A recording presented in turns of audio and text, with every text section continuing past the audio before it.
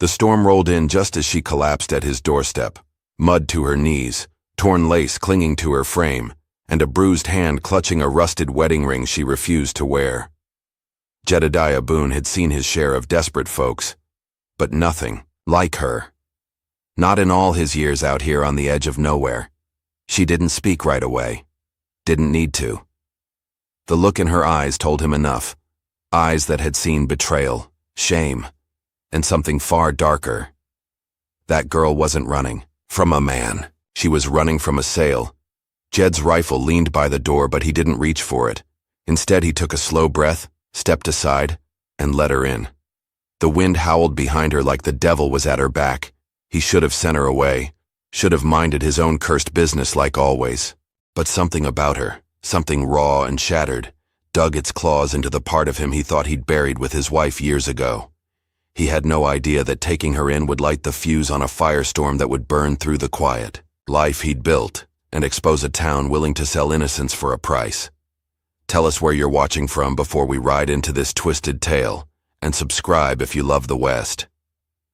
The town of Claystone sat quiet under the weight of dust and judgment. A single crooked street sliced through the middle like a scar, lined with sun-warped storefronts and false smiles. The church bell rang on Sundays, but its chime always felt hollow, like even God had packed up and left long ago.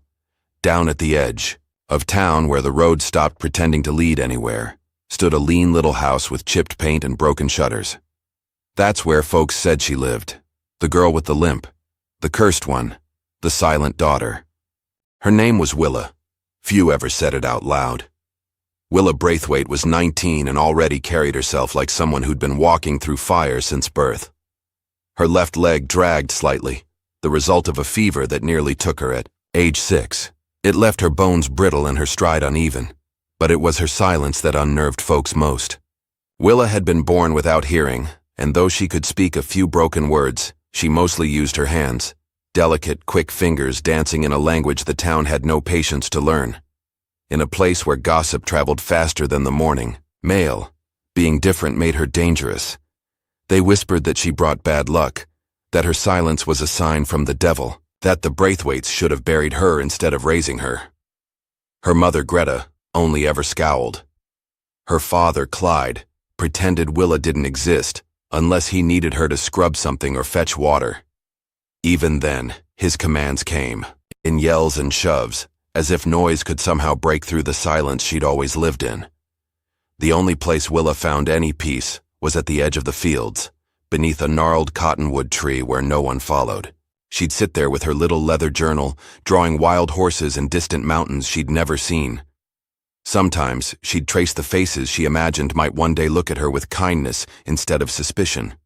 Her world was narrow, a dusty corridor of chores, slammed doors, and whispers she couldn't hear but felt like splinters all the same. Her younger brother died when she was 12, and with him went the only real affection she'd known.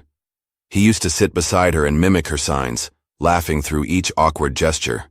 After that, the silence grew heavier. In the town square, people turned their backs when she passed. Shopkeepers avoided her eyes. At church, the pastor offered extra prayers for the poor, afflicted girl, then ignored her the rest of the week. She'd once tried to attend the schoolhouse, but the teacher said she was a distraction. After that, she stayed home, alone, unwanted. Sometimes Willa wondered if she even had a soul, if maybe she was just something left behind by mistake. But it wasn't just isolation that stalked her, it was the growing unease in her father's eyes. He'd begun speaking in hushed tones with strangers outside their house.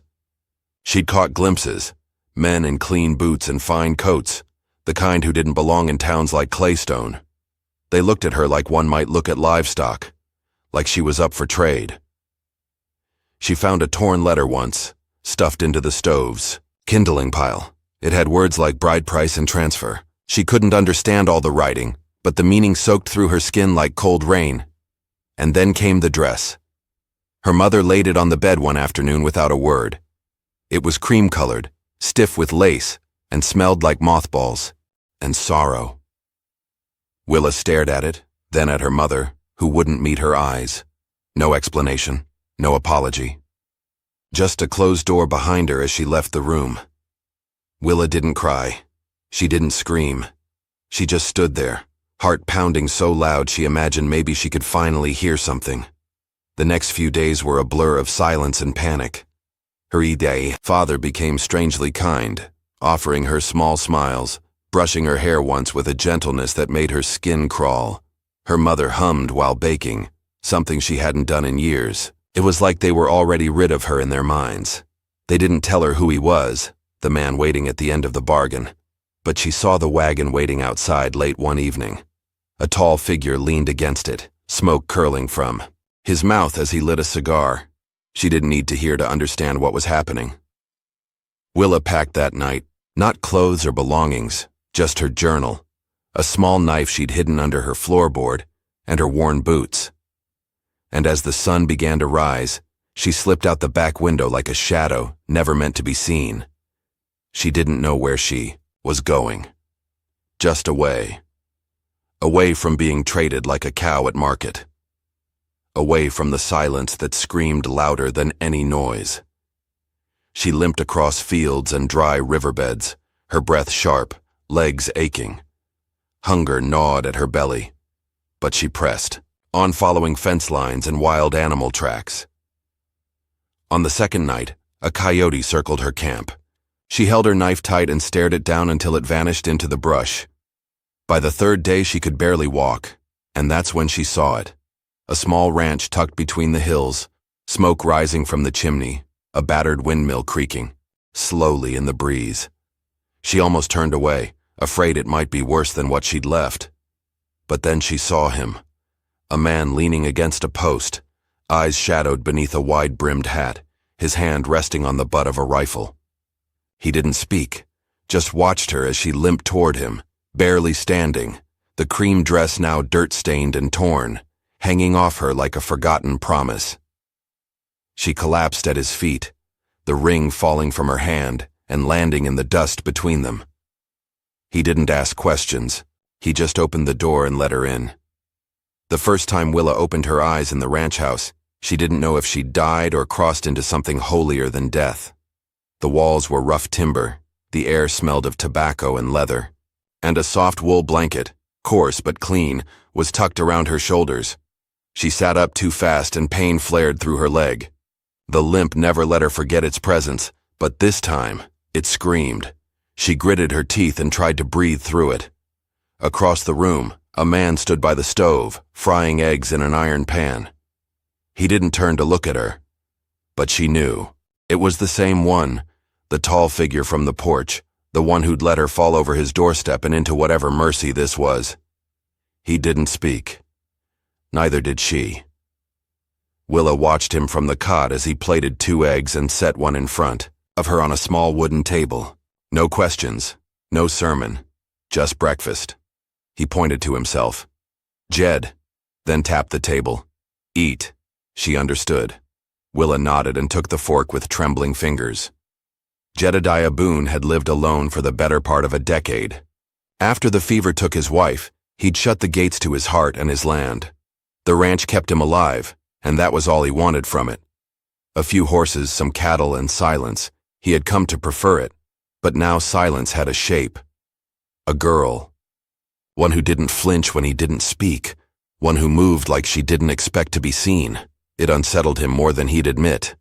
She stayed in the spare room for 3 days, barely leaving the bed except to eat or sit on the porch when the pain grew less cruel. She never asked to stay. He never asked when she planned to leave. Instead, they moved around each other like ghosts who shared the same haunted house. The first time he handed her a cup of coffee, she touched his hand by accident. Just a brush, of fingers, but it stopped them both. Her eyes lifted to his. For a moment, they simply looked. Jed saw sorrow there. Deep, bruised sorrow, but also strength. Not the loud kind. The kind that kept breathing when the world said stop. She signed something then. Slow. Deliberate. He didn't understand. I don't know your words, he said quietly. She tilted her head. Waited. I can try, he added. And for the first time, Willa smiled. A small, tired thing, but real. Claystone didn't take long to notice that Jed Boone had a girl on his land.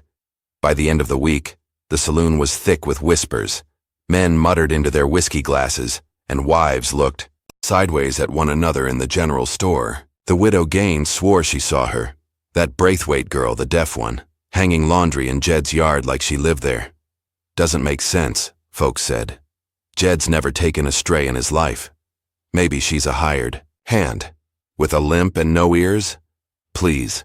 And so suspicion bloomed like a bruise across the town's conscience. Sheriff Weller paid a visit on a hot Wednesday afternoon. Rode up like the dust had carried him in. Jed met him at the gate. "You harboring someone, Jed?" "I let a girl rest. She needed it." Weller chewed his lip. "Folks are talking. They always do." "She legal?" Jed's eyes narrowed. "She's human. That good enough?" The sheriff didn't push. Not then. But he rode off slower than he arrived, eyes sweeping the windows as if trying to read secrets through wood. Willa didn't ask about the sheriff. She knew what eyes like his meant. Instead, she stayed close to the ranch, fed the chickens, brushed the horses when her leg allowed. And every night, she and Jed shared a quiet meal, sometimes with coffee, sometimes with whiskey. Words began to pass between them. Not spoken ones, but scratched onto a slate or passed across the table on slips of paper. Simple things at first. "How many horses?" "Do you like to ride?" "Why help me?" To that last one, he didn't answer right away. Later that evening, he wrote back, "Because no one helped me when I needed it." She didn't ask again. One night, the silence grew heavier. Thunder rolled in the distance and the clouds hung low like sorrow with teeth. Jed sat on the porch carving something with a pocket knife. Willa approached, barefoot, the hem of her dress brushing the floorboards. He looked up. "Storm's comin'," she nodded and sat beside him. He handed her the carving, a small wooden horse, rough around the edges but carved with care. She turned it in her hands, fingers tracing each curve. Then she touched his arm. Lightly. Just enough to get his attention. Her fingers moved in the dim porch light, slow and purposeful. "Thank you." He didn't need to know the signs. He knew what it meant. Any man would have done the same, he muttered. But she shook her head. No, they wouldn't. They sat in silence after that. The kind that didn't feel empty. But peace never holds forever. One evening, while Jed was out mending a fence line, Willa wandered to the edge of the property. She hadn't heard the wagon coming up the old trail. She only felt the vibration in the ground and the sudden stillness of the air around her. Two men stood by the wagon. One of them wore a fine coat, the same man who had leaned against her father's wagon that awful morning. She didn't need to hear his voice to feel the cold poison of his words. He reached for her. She ran. She limped faster than she thought possible, heart a drumbeat in her chest, lungs burning. The man chased her halfway to the barn before a single shot cracked through the air. Jed's rifle. The stranger stopped dead in his tracks, hands up. Jed stepped into view, the rifle steady in his grip. He didn't speak, just stared at the man, until he backed away and climbed back into the wagon. "Tell Braithwaite," Jed said at last, voice like gravel. "Next time you step foot here, you leave with less than you came." The wagon disappeared in the dust. Willa stood near the barn, hands shaking. She wanted to speak, to thank him, to scream, to cry, but no words came, just tears. Jed crossed the yard to her, reached out, and for the first time she didn't flinch. He touched her shoulder, then slowly brought his hand to his chest, fist closed. Safe. It wasn't a sign she'd taught him. He'd made it up. But she understood. And that night, when he lit the lanterns and bolted the doors, she watched him from the doorway with something new stirring in her chest. A shift in the wind. Not safety, not yet, but the start of something. The snow fell early that year. Big, heavy flakes like they carried the weight of all the things left unsaid. Claystone turned gray and quiet under the storm, but tension still swirled beneath the surface, especially around Jed Boone's ranch. Word had gotten out. The man Willa ran from, Harlan Sutter, had family in high places and friends with short tempers. He didn't like being embarrassed, didn't like being told no by a girl he believed he'd bought fair and square. And he sure as hell didn't like being run off by some washed-up rancher with a bad reputation and a loaded rifle. So he waited, planned, and when he came back, he didn't bring an offer. He brought spite. It started with whispers in town, the kind that didn't hide in corners anymore. Some said Willa had bewitched Jed. Others said he'd gone soft in the head. One shopkeeper outright refused to sell Jed feed grain, mumbling something about cursed girls and bad luck on the land.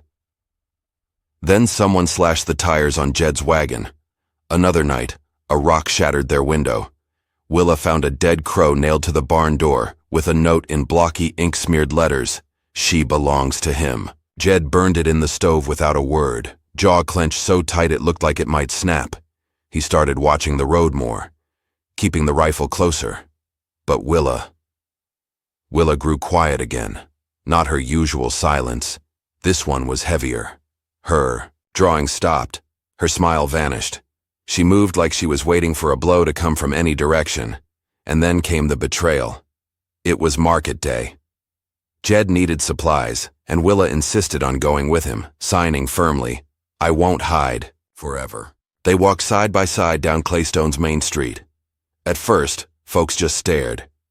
Then the whispers started. Then the murmurs turned to jeers. Rancher Boone trading in strays now? Hope he got a receipt. Willa tried to keep her chin up. Jed did too. But inside something started to crumble. At the general store, a woman stepped forward. The widow Gaines. She smiled wide, too wide, and placed a gloved hand on Willa's shoulder. "Oh, sweet girl. You poor thing. Why don't you come with me?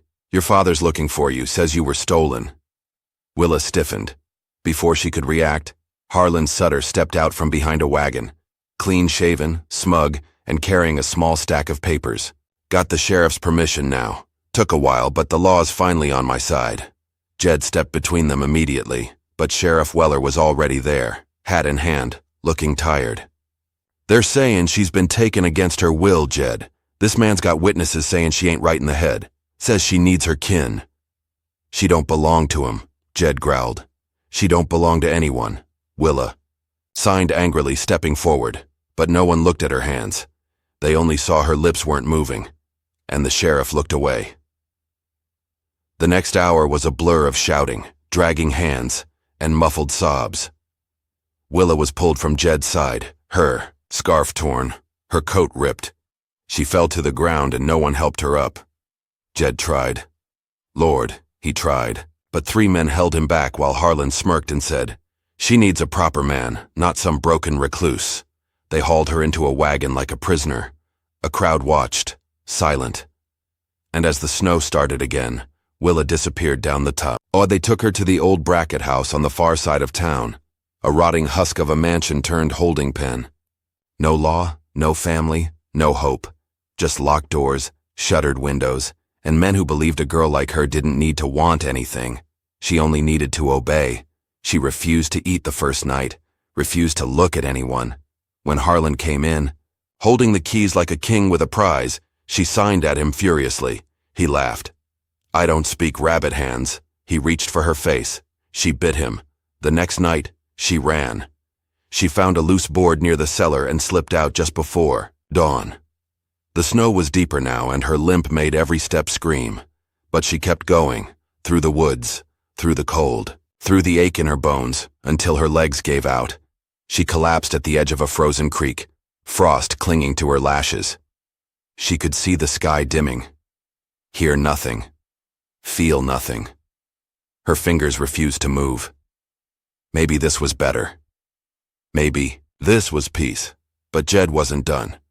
He'd spent the night searching, tracked every boot print, threatened every man who looked sideways at him. And when he finally found the broken trail through the snow, something inside him cracked wide open. She lay curled in the snow like a fallen bird, breath shallow, lips blue. He didn't call her name. He didn't shout. He just wrapped her in his coat, lifted her like glass, and carried her home. The fire roared for hours. He rubbed her hands until color returned. fed her soup spoon by spoon, stayed awake all night while she shivered beneath every quilt he owned. When her eyes finally opened, he was there, quiet, steady, no questions, just presence. She didn't smile.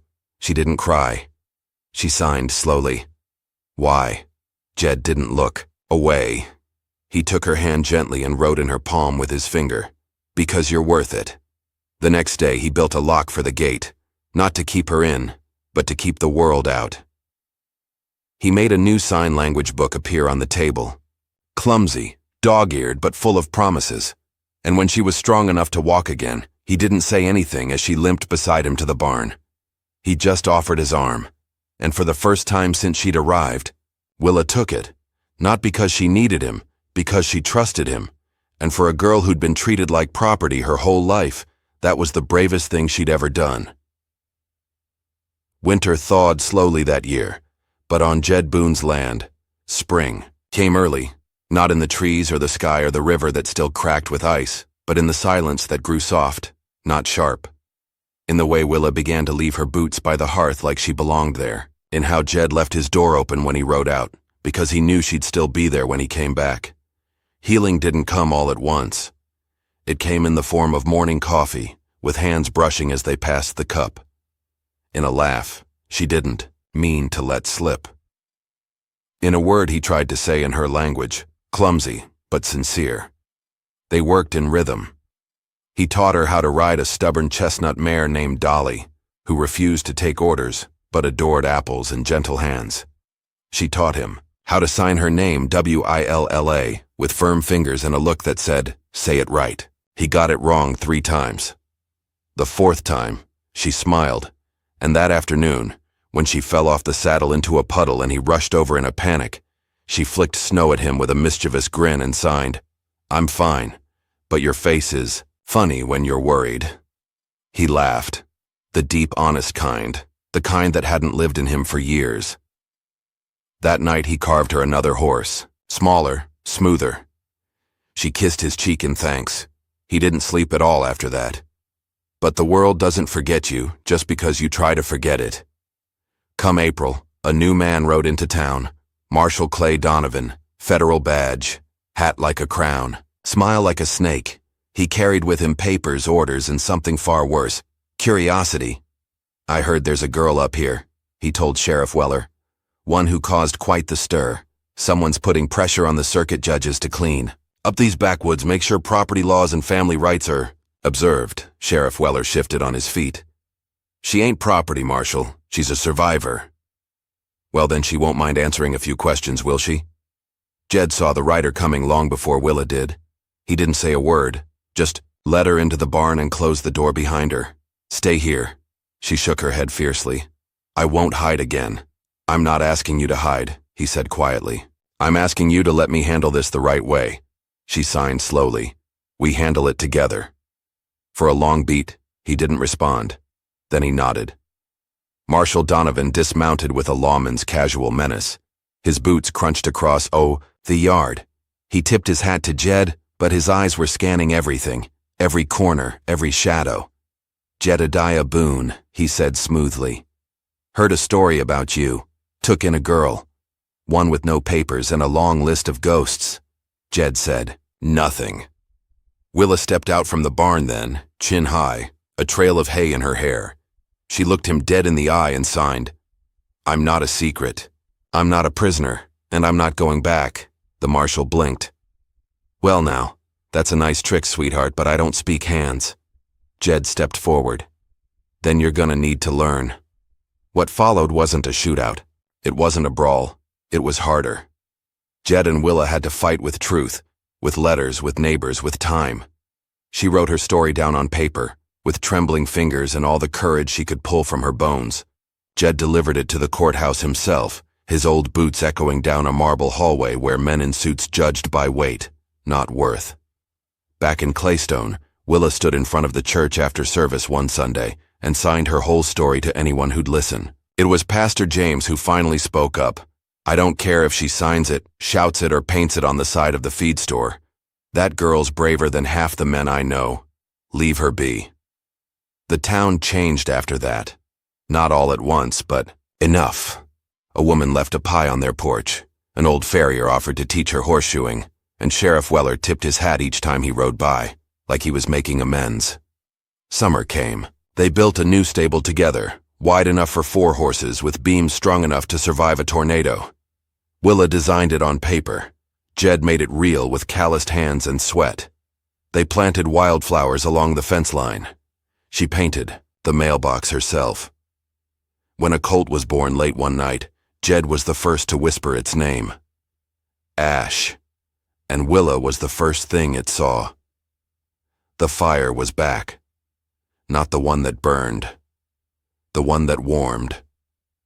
Then came the letter. Unopened, it sat on the table for days, sealed in wax, addressed in sharp ink, Jed's past. He stared at it like it might catch fire on its own. Willa finally slid it toward him.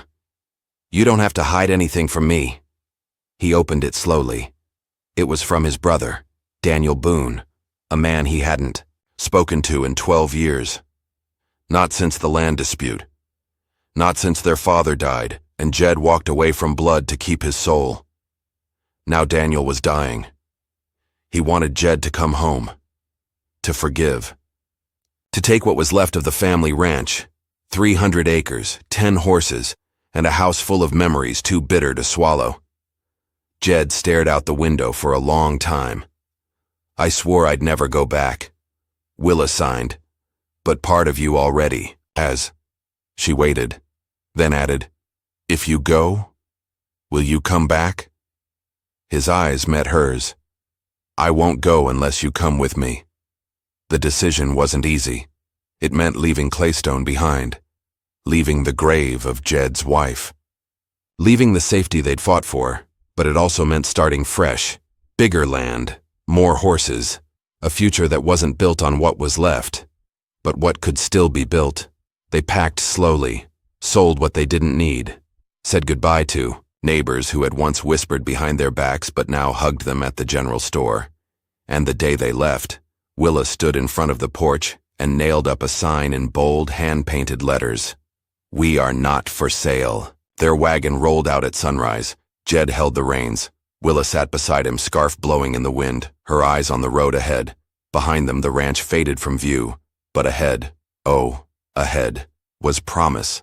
And this time, no one could take it from them. The wind was sharp again, just like the day she first arrived in Claystone. But this time, Willa didn't flinch from it. She stood in the center of town square, straight-backed in her coat, hands buried deep in her pockets, waiting for Jed.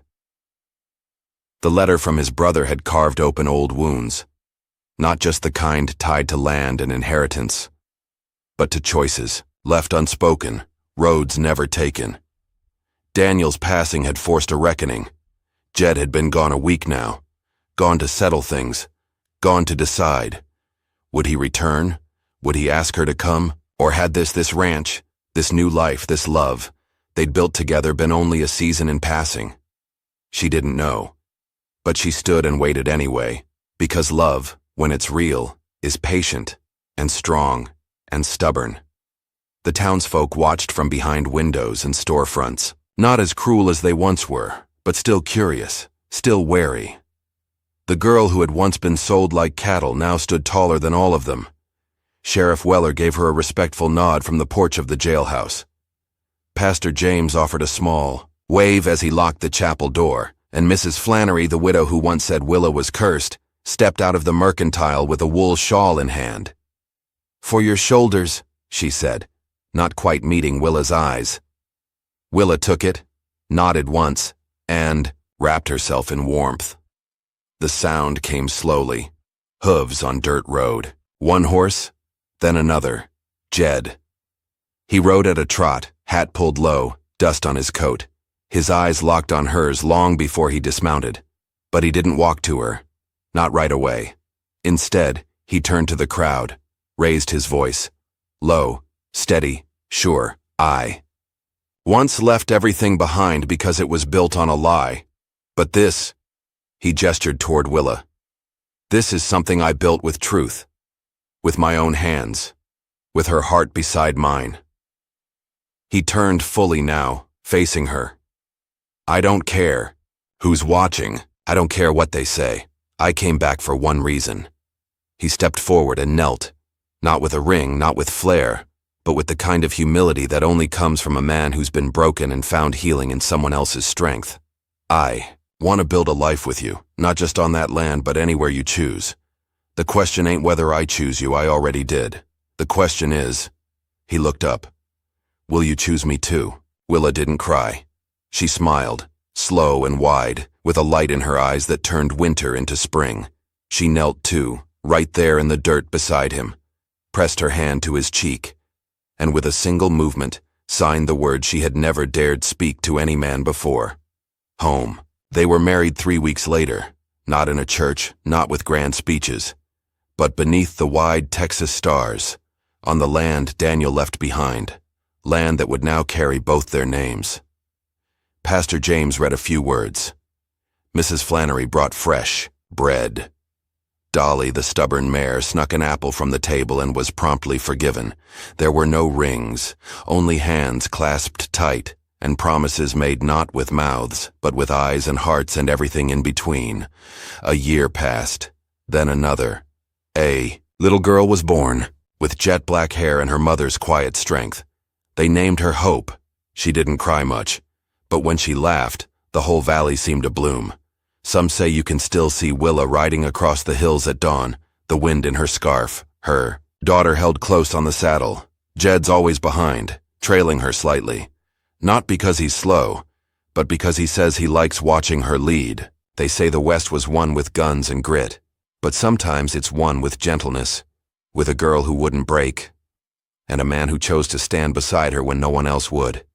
If you felt something watching this, don't forget to subscribe and tell us where you're tuning in from. We've got more wild tales of love, grit, and redemption out here where the sun sets wide. Now that you've heard her story, I'd love to know, what did it make you feel? Did something in her journey stay with you? Let me know in the comments. Your words mean more than you know.